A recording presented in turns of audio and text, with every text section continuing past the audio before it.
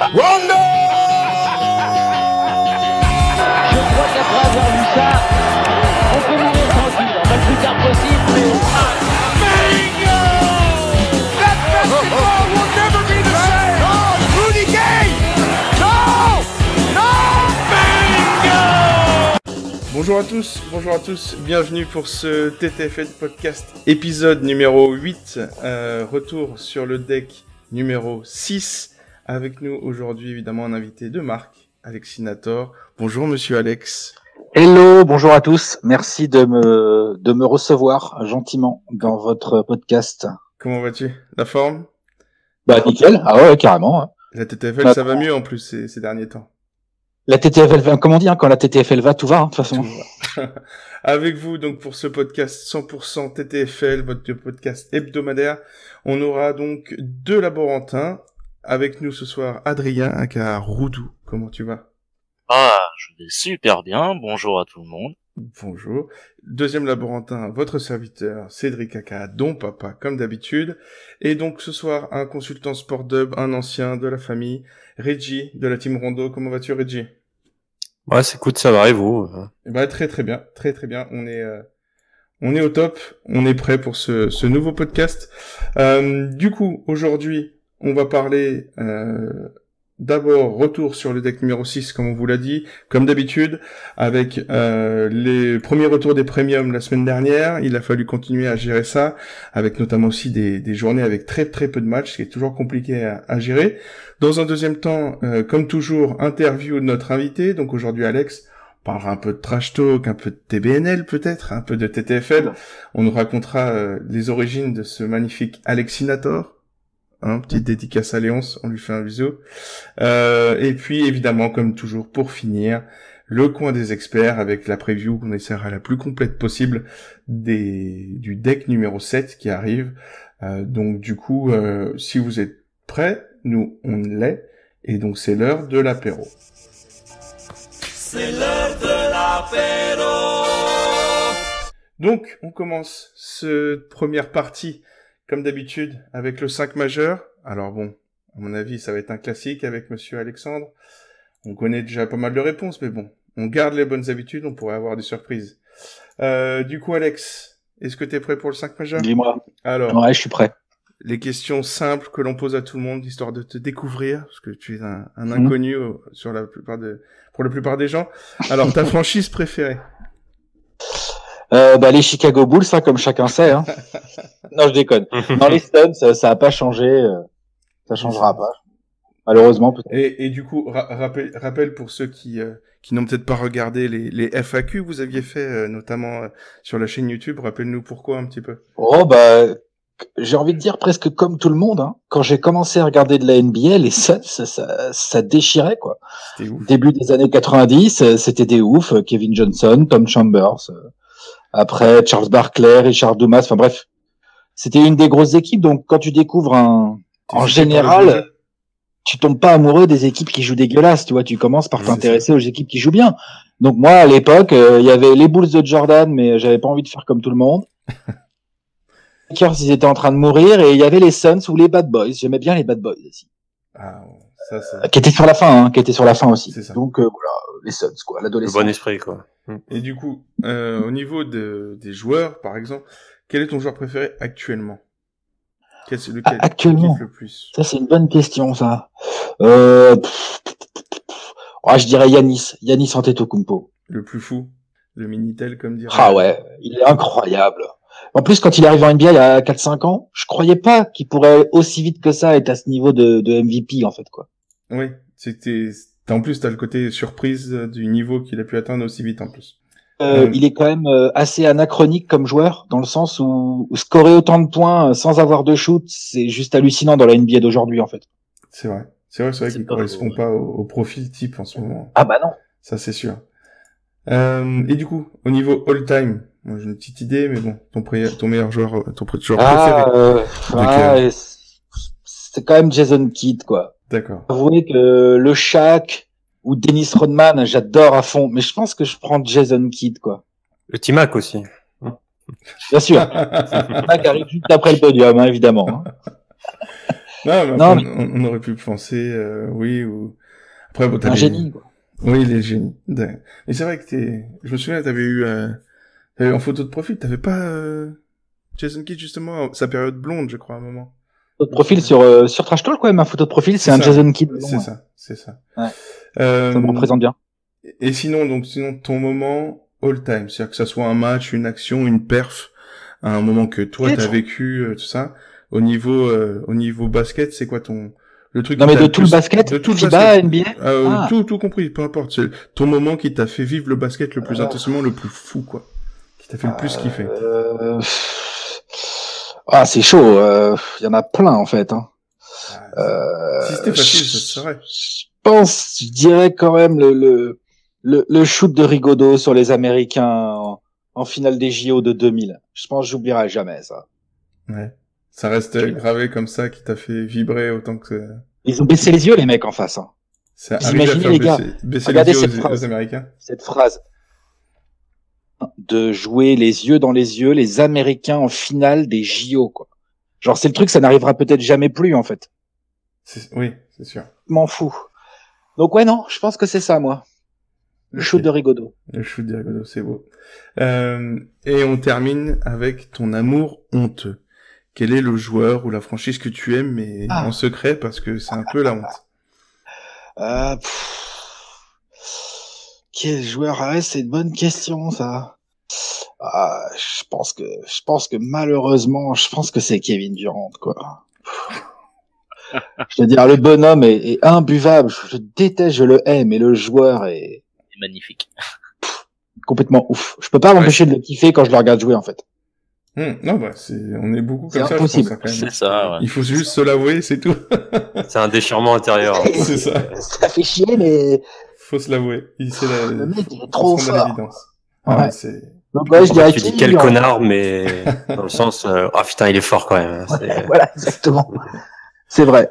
Donc ouais, Kevin Durant, ouais. Kevin Durant. Non, mais c'est une belle façon de terminer ce 5 majeur. Donc du coup, on va commencer et n'hésite pas à intervenir avec grand plaisir pour le retour sur ce deck numéro 6. Donc on va passer au top et au flop. Du coup les gars, Adrien, toi qu'est-ce que t'as eu comme top ou comme flop cette semaine qui t'ont marqué? Moi, ça date de la nuit dernière. C'est Julius Randle. Je l'ai posé, en plus c'était mon pick, donc je l'ai posé un peu comme ça, en voyant Eddie qui était questionable. Je me suis dit, bon allez, au pire, si Eddie joue, il me fera un 20, 25, et si Eddie joue pas, allez, peut-être une petite quarantaine. Je m'attendais pas à 59 points. Et quand je me suis réveillé ce matin, que j'ai fait mes petits récaps de score pour mes fichiers perso, j'ai fait, ah ouais, ça fait, ah oui. J'avais quelque chose dans mon pantalon.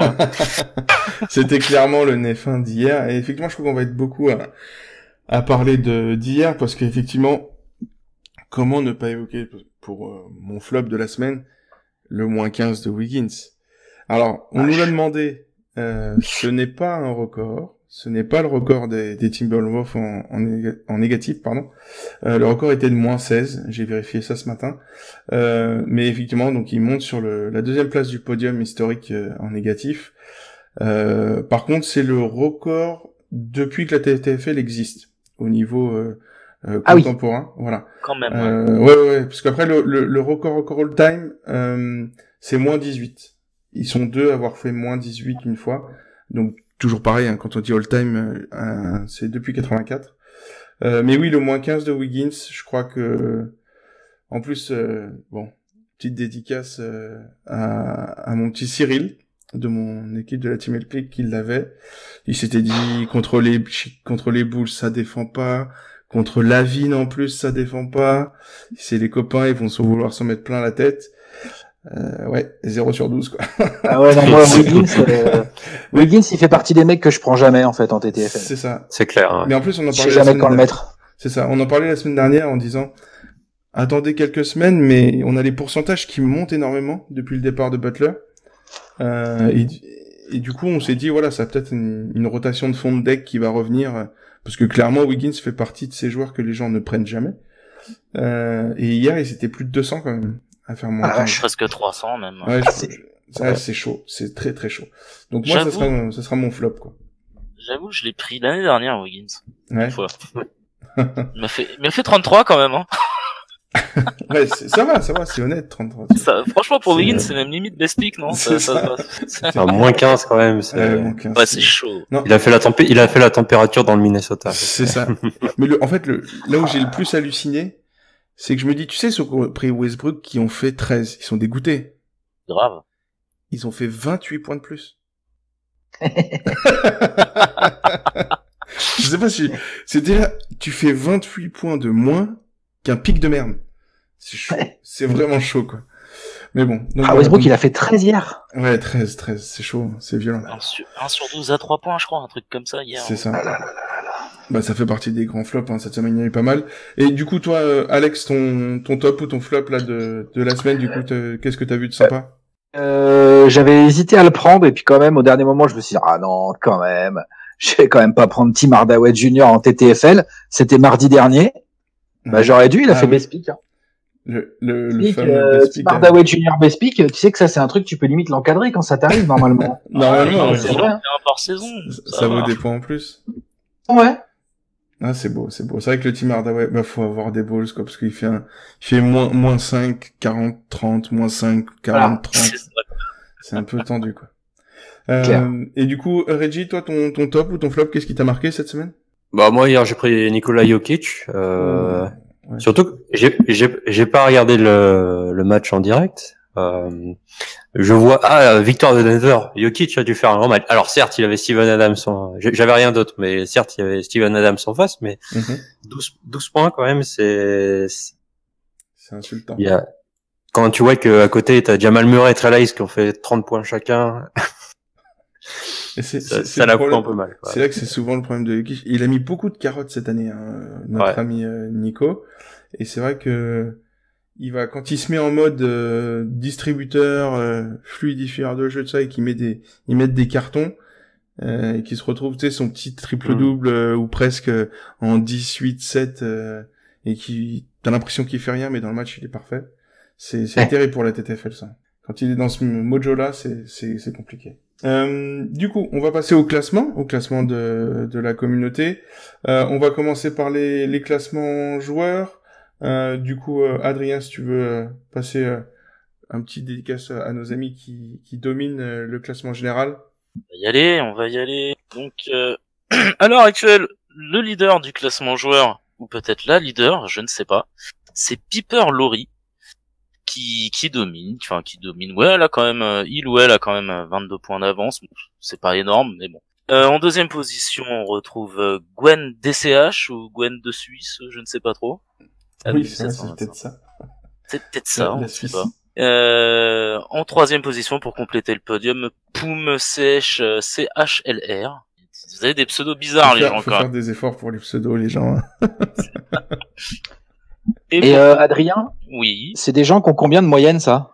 C'est des gens qui tournent à Piper Laurie, le leader, tourne à quasiment 45 points, et quand même hallucinant. Ah ouais. 45. Ils ont, et la moyenne a remonté, en fait, par rapport à la semaine dernière. Oui, c'est ça, je crois que c'était 43 ou quelque chose comme ça la semaine dernière. Ça, ils ont réussi à remonter avec le retour des premiums. Vite, quoi. Avec le retour des premiums, ouais, ça fait mal. Putain. C'est pas normal. Je trouve pas ça normal.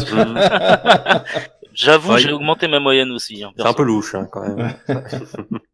Et sinon, une petite dédicace au 5e, qui est toujours là dans le top 5, c'est Corbonara. Salut à toi. Toujours là. C'est bien. Du coup, aussi petite dédicace, parce qu'on est le 25, mine de rien. Donc la fin de mois arrive, la fin du premier mois officiel de TTFL. Donc petite dédicace au leader du mois avant les 5 derniers jours. Évidemment, du coup, on n'en avait pas parlé dans les derniers top classements joueurs, et elle est première, ou elle est première aujourd'hui. C'est donc Piper Laurie qui est premier pour l'instant avec 1040 points, suivi juste derrière de toujours Gwen DCH à 1038 points, donc 2 points d'écart, c'est vraiment serré. Et ensuite on a The Beard, Daddy Nuts et T-Dex qui se suivent tous en 20 points. Donc ça va être très serré pour aller chercher la victoire de ce mois de novembre. Donc courage à vous, il vous reste 5 jours, on se concentre, on fait pas de boulettes, et puis on évite de pique Tim Hardaway Jr. n'importe comment. Du coup, on passe aussi au classement équipe. Aujourd'hui, on a toujours, donc ce dimanche matin, la team Narbonne, toujours première. Voilà, on leur fait la bise. Je pense qu'on leur portait chance en les invitant dès le début de l'année. Donc, après, il faut savoir reconnaître 3 années dans le top 10. Là, ils sont toujours premiers. Ils ont eu des hauts et des bas cette semaine. Ça a été difficile, mais ils arrivent à tenir toujours quelques dizaines de points d'avance sur la team Datas. Ensuite, on a la team Kobe One avec Méline qui était avec nous la semaine dernière. Et toujours, après, on a la zone de conf QI Basket, le Miami Heat, Croupeto, les Swishers, NBA Sauce qui a bien remonté cette semaine. Et enfin, les Celtics FR qui complètent le top 10 au niveau des équipes. Donc, si je comprends bien, sur le podium, il y a 2 équipes qu'on a reçues. Donc, vous savez ce qu'il vous reste à faire si vous voulez cartonner les gens. C'est ça. Alors, attends, je vais me faire harceler de MP après. Cadeau empoisonné. Cadeau empoisonné. Merci, Adrien. Du coup, on passe au classement des franchises, après avoir terminé ce top 10 avec Celtics FR. Reggie, est-ce que tu peux faire un petit point du coup sur les 2 conférences, Est et Ouest? Ouais, bah alors on va commencer par l'Ouest avec une très grosse soirée pour le leader Blazer France avec une soirée à 539. À l'inverse, du côté des Clippers, ça fait très très mal. On a fait une soirée à 208 et on sort. C'est terrible. On sort des playoffs, donc c'est compliqué. Après, pour compléter le podium, on a les Suns qui ont fait une belle soirée aussi et le Thunder.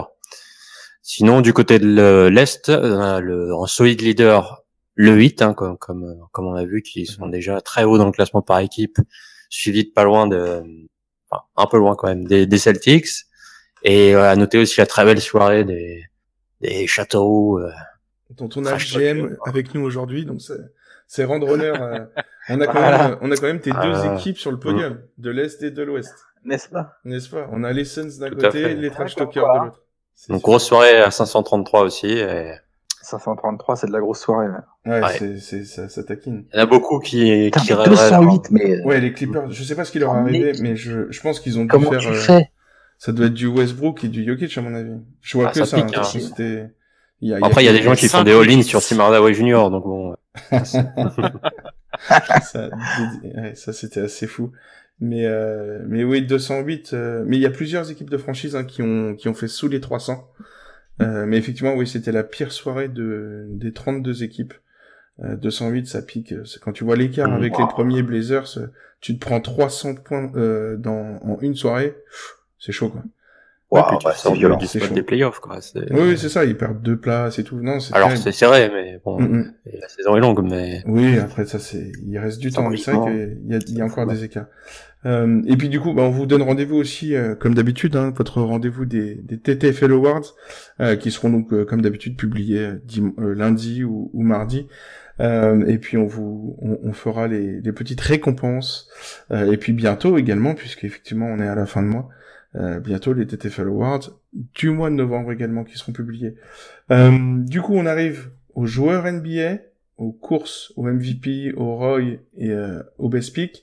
Du coup, on passe aux courses au MVP avec Adrien. Oui, allons-y. Bon, pas beaucoup de changements par rapport à la semaine dernière. Que c'est étonnant. C'est bizarre. On retrouve les 5 monstros de la TTFL.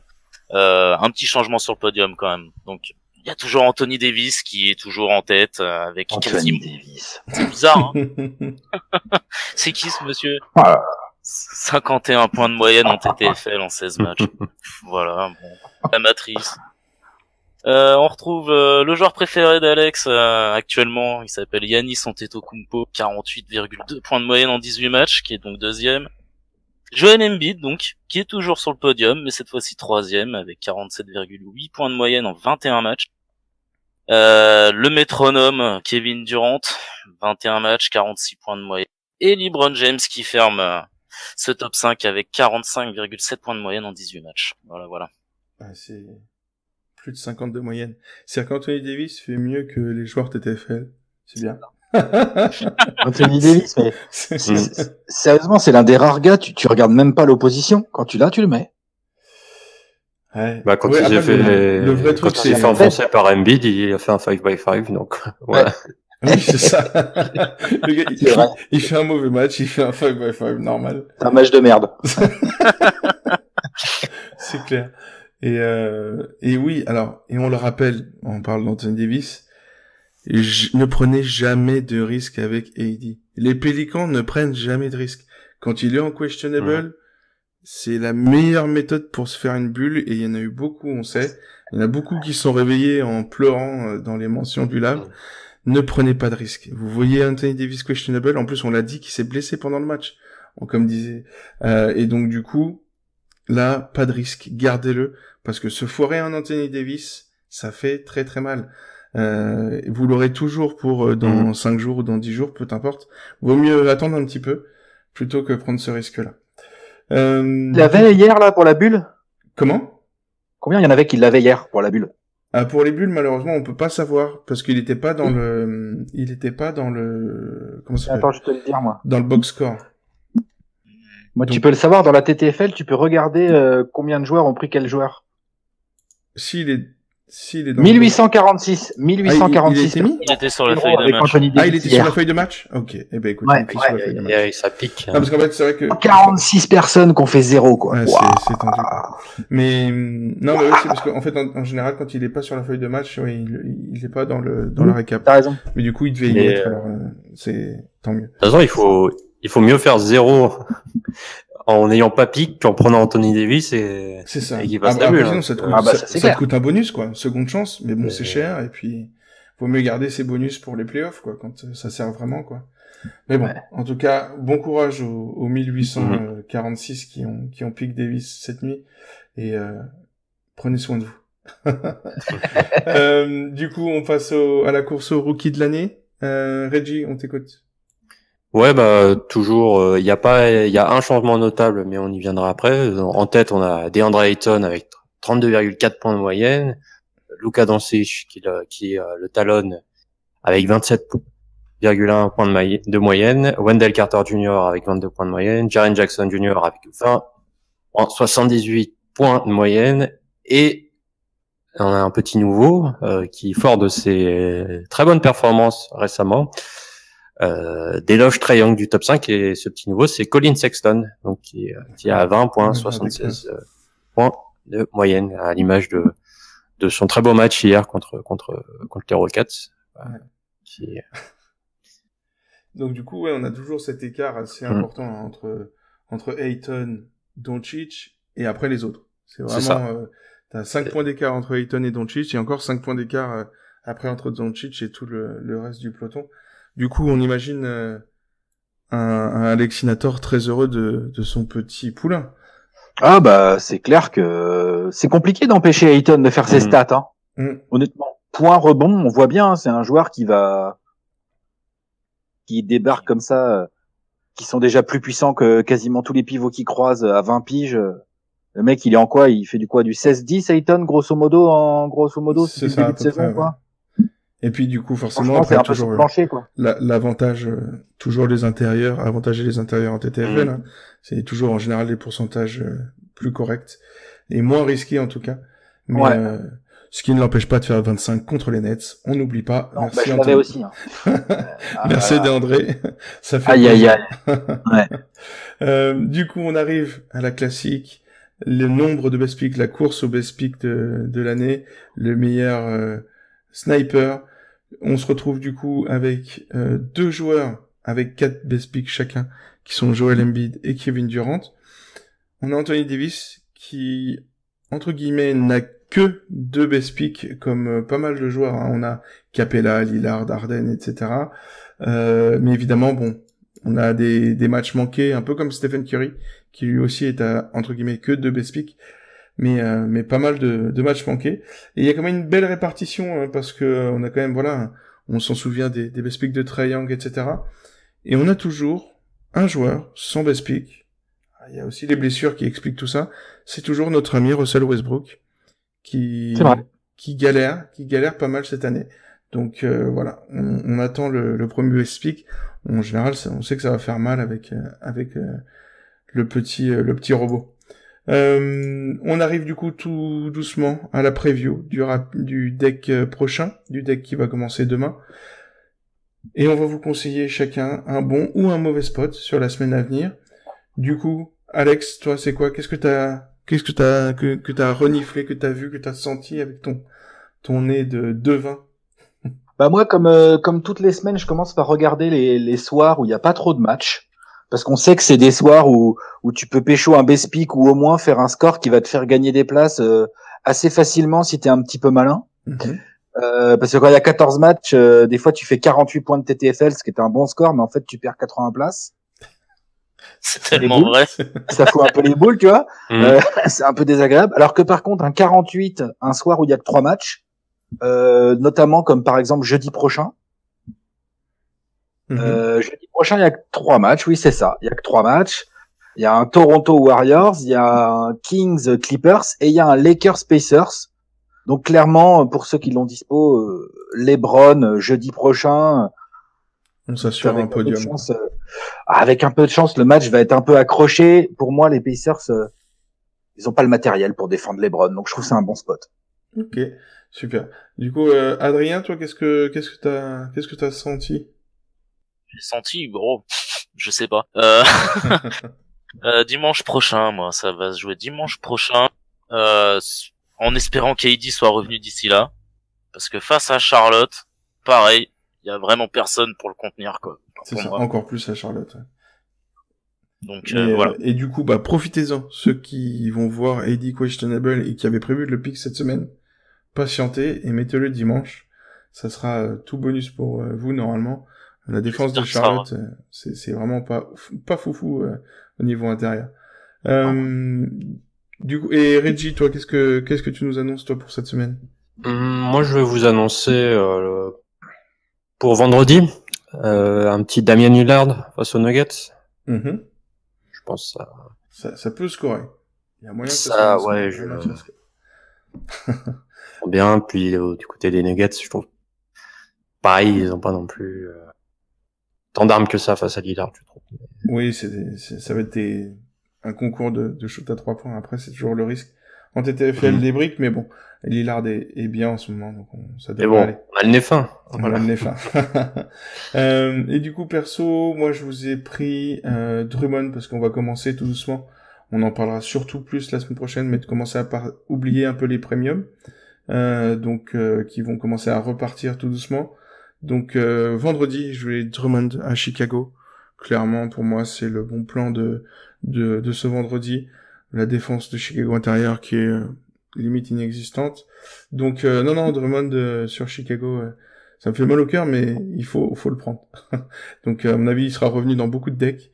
Il sera sans doute pas loin du popular pick, comme on aime l'appeler. Du coup, on termine cette preview. Ce retour sur le deck 6 et cette preview du deck 7, cette version courte, par les 3 joueurs à suivre et à éviter, les 3 joueurs qu'on aime pick, mais qu'il faut pas prendre cette semaine. On aura Kevin Love, comme d'habitude, on n'a toujours pas de date, etc. C'est toujours compliqué pour lui. À suivre aussi également, qui est toujours un plan de, entre guillemets, mi-premium, mi-second couteau, qui est pas foufou cette année, mais attention, il est blessé, c'est Goran Dragic. Donc quand on a des bons spots, c'est toujours un truc intéressant. Mais là, cette semaine, on évite. Et on a toujours évidemment le cas Stephen Curry à suivre au quotidien. Il devrait revenir vite, mais on n'a toujours pas d'infos claires et précises. Donc faites bien attention avec le chef. Et après, ce sera l'éternel débat. Le jour où il revient, est-ce qu'on le prend tout de suite ou pas? Ça, après, c'est chacun son truc. Mmh. Toi, t'es plus quoi, du coup, Alex? Il y a certains joueurs comme ça que tu piques dès qu'ils reviennent de blessure, ou t'es plutôt du genre... Stephen Curry, j'aime bien le prendre. Pas dans les matchs où ça va forcément être accroché. J'aime bien le prendre potentiellement. C'est lui qui déclenche les blowouts. Donc j'ai pas peur de le prendre le jour où il revient. J'ai pas peur de le prendre s'il revient, par exemple. Sur les Raptors, tu vois, ça, je peux prendre à l'extérieur aux Raptors s'il revient jeudi prochain. Bon, j'ai dit que j'allais prendre LeBron, mais en fait, le spot, il est bon.